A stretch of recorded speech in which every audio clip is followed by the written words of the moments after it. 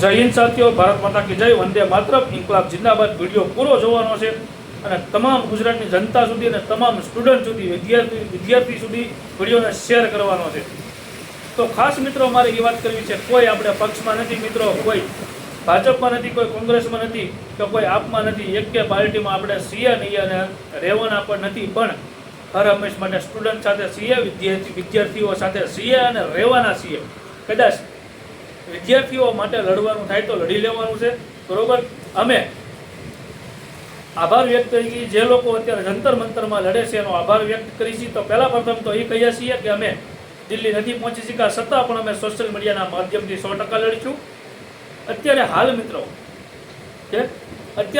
હાલ જે દિલ્હીની અંદર મિત્રો જંતર મંતરનું જે મિત્રો આંદોલન ચાલી રહ્યું છે દિલ્હીની અંદર, તેની અંદર મિત્રો જે વિદ્યાર્થીઓ જે મિત્રો નીટની પરીક્ષા આપે મિત્રો જે પેપર લીક થયું છે એની માટે મિત્રો જે પોતાનો હક, અધિકાર અને ન્યાય માંગવા માટે મિત્રો રોડ ઉપર ઉતરે છે, ત્યારે મિત્રો પોલીસ કર્મીઓ દ્વારા એને લાઠીચાર્જ કરવામાં આવ્યો છે. કેટલાકના મિત્ર માથા પણ ફોડી નાખવામાં આવ્યા છે.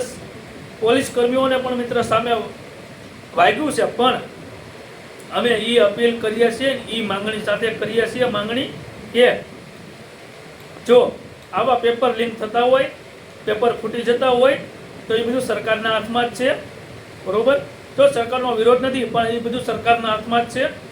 તો તાત્કાલિક નિર્ણય લઈ અને તાત્કાલિક વિદ્યાર્થીઓને ન્યાય આપ્યો હોત તો આ વસ્તુ ક્યારે પણ ન થાત. કોઈ સંજોગોમાં આંદોલન ઉપર ન ઉતરત, રોડ ઉપર ન ઉતરવું પડત. આ 3 થી 4 દિવસથી કન્ટિન્યુ તો દિલ્હીના વિદ્યાર્થીઓ તેમજ પંજાબના, ગુજરાતના વિદ્યાર્થીઓ રોડ ઉપર ઉતર્યા છે આંદોલન કરવા માટે. તો સમજવું જોઈએ કે વિદ્યાર્થીઓને ન્યાય આપવો જોઈએ સમયે.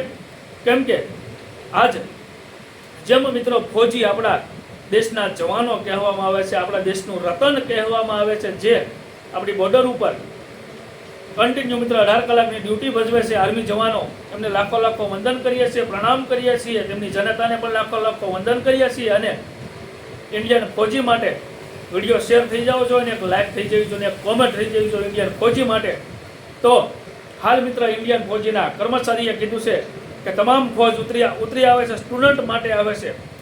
ઇન્ડિયનની ફોજ, આપણી ફોજ કહેવાય છે મિત્ર, એનું નામ લેતા છે ને આમ દિલમાં છે ને હરખ જાગે છે કે ઇન્ડિયન ફોજનું નામ લેતા છે ને હરખ જાગે છે, બરોબર.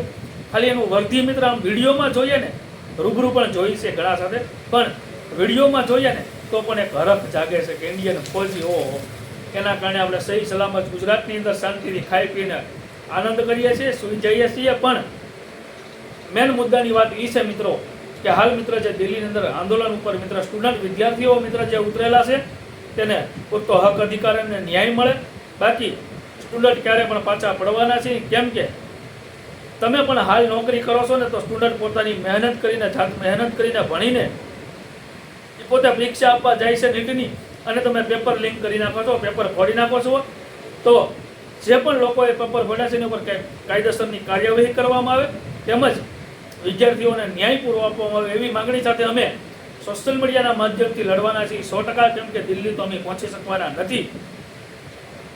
તો તમામ પોલીસ કર્મીઓને તેમજ CRPF જવાનો છે ત્યાં, RF જવાનો છે ત્યાં, એમને પણ વિનંતી કરીએ છીએ કે એક સ્ટુડન્ટ છે અને સ્ટુડન્ટની ઉપર આ રીતના લાઠીચાર્જ ન કરવામાં આવે, શાંતિપૂર્વક એમને સંસદમાં જવા દેવામાં આવે અને એની માંગણી પૂરી કરવામાં આવે એવી અપીલ કરીએ છીએ.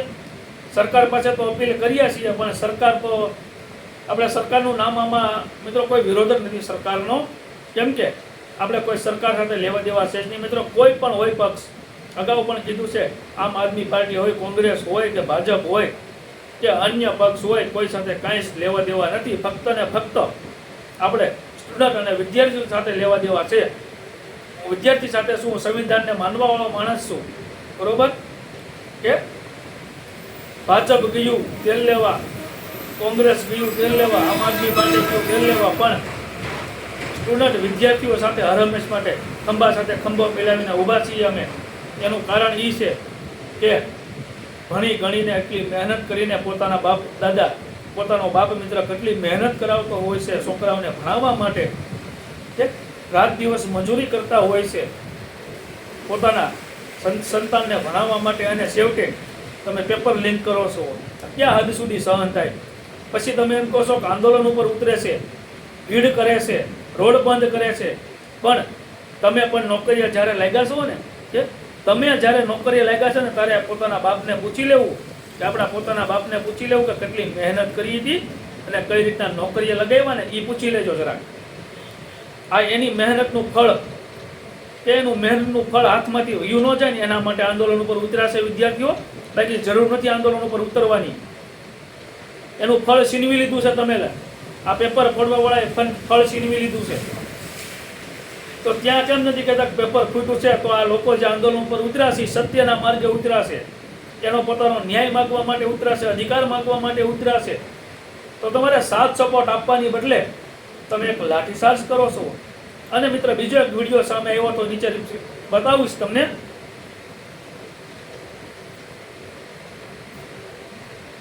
કે મિત્રો, આ જવાનના શબ્દ સાંભળીને મને વીર ભગતસિંહ યાદ આવે છે. ઓહો, કે વીર ભગતસિંહ મને યાદ આવી ગયા છે, આપણા દેશના જે બીજો જન્મ લઈને આવ્યા છે એવું લાગે છે મને વીર ભગતસિંહ. કેમ કે એને તો ગોળી મારી હતી ને અમને લાઠી ચલાયા કે મૂછ ઉપર દાંત હે ને, દાંત કે મૂછ ઉપર વળ ચડાવીને કીધું છે જવાને કે બીજો જન્મ લઈને પણ હું લડીશ, અન્યાય સામે હું 100% લડીશ. એમ મૂછોના દાંત મૂછોના હાથ ઉપર, કે મૂછું ઉપર હાથ મૂકીને કીધું છે કે બીજો જન્મ લઈને હું પણ લડીશ, અન્યાય સામે લડીશ, 100% અધિકાર અને હક અધિકાર અને ન્યાય માગીશ, 100% છે. તો અપીલ કરીએ છીએ જે આમાં લોકોના હાથ હોય છે એની ઉપર કાયદેસર કાર્યવાહી કરવામાં આવે અને વિદ્યાર્થીઓને સહી સલામત આંદોલન કરવા દેવામાં આવે અને એનો ન્યાય આપવામાં આવે. બાકી હર ગુજરાતમાં ખૂણે ખૂણે આંદોલન થશે વિદ્યાર્થીઓ માટે, ખૂણે ખૂણે વિદ્યાર્થીઓ માટે આંદોલન થશે 100%. એટલે શાંતમાં સમજો તો વધારે સારું છે, શાંતમાં સમજો તો વધારે સારું છે. બાકી આ વર્ષે 2027માં સરકારને ભારે પડી જશે એવું મને દેખાય છે. જો વિરોધ નથી, હું કોઈ પક્ષમાં નથી, હજી એકવાર કહી દઉં છું, કે હું કોઈ પક્ષમાં નથી, હજી એકવાર કહી દઉં છું, પણ સરકારને 100% અઘરું પડી જવાનું છે. વિદ્યાર્થીઓને ન્યાય નહીં મળે ને તો. એટલે અપીલ કરીએ છીએ હજી એક વખત કે વિદ્યાર્થીઓને સહી સલામત ન્યાય આપવામાં આવે. બાકી જોયા જેવી થાય, પંજાબ લોકો પણ, શીખ લોકો પણ છૂટી ગયા છે અને મારા આર્મી જવાનો આવે છે વિદ્યાર્થીઓને સાથ સપોર્ટ આપવા માટે. એ બદલ આર્મી જવાનોને લવ યુ ટુ આર્મી, મારા ઇન્ડિયન આર્મીને લવ યુ ટુ હજી એક વખત, કે સહી સલામત તમને મારો ઠાકર રાખે, દ્વારકાધીશ સહી સલામત રાખે તમારી નોકરી ઉપર, ક્યારે પણ સુખ દુઃખ ના આવવા દે એવી અમે પ્રાર્થના કરીએ છીએ મારા ફોજ માટે. અને હર હંમેશ માટે ફોજ અમારા દિલમાં વસે છે અને દિલમાં રહેવાના છે. જય હિન્દ, ઇન્કલાબ જિંદાબાદ, ભારત માતા કી જય.